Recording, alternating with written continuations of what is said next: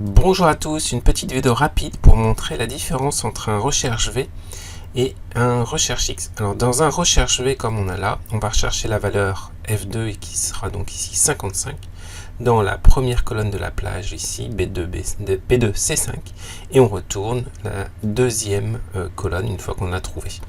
Alors le 1 qui est ici est très important lorsque vous travaillez sur des tranches. Donc là par exemple 0 à 50, 50 à 100, 100 à 150. Donc pour ceux qui ont beaucoup utilisé recherche avec des tranches, eh bien, vous voyez qu'ici, vous rapatriez la tranche qui est 50 à 100. Pour ceux qui utilisent recherche V, à la place du 1, on peut aussi utiliser vrai, qui correspond donc à une correspondance approximative. Là où c'est un petit peu plus délicat, c'est que lorsque vous recherchez avec recherche X, donc je recherche F2, dans le tableau de recherche qui est celui-là, je veux retourner la tranche correspondante. Si je ne trouve rien, je mets non trouvé. Et là, on utilise 1.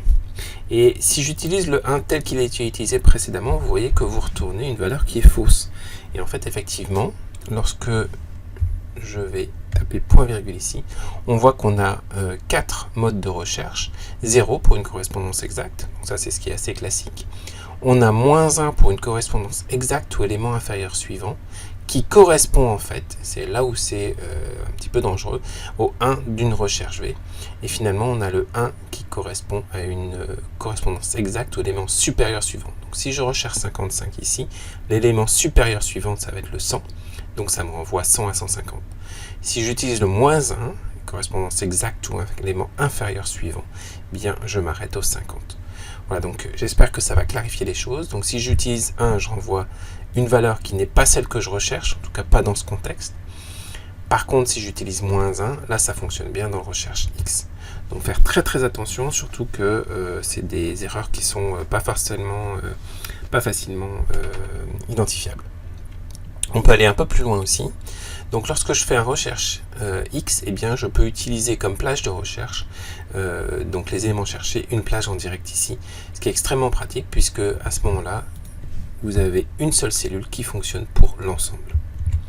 Même chose pour un recherche V, je peux faire comme ceci sur une plage de recherche complète. Sauf erreur de ma part, c'est uniquement dans les versions 365 d'Excel. Voilà, ça vous évite de devoir recopier vers le bas des formules si vous avez déjà une plage ici. Si c'est formaté comme un tableau, les formules vont... si ça, c'est le résultat d'une formule dynamique matricielle, eh bien on peut utiliser les dièses et tout va fonctionner de manière automatique. Donc c'est extrêmement pratique de ce point de vue-là. J'espère que cette clarification vous sera très utile et à très bientôt. Au revoir.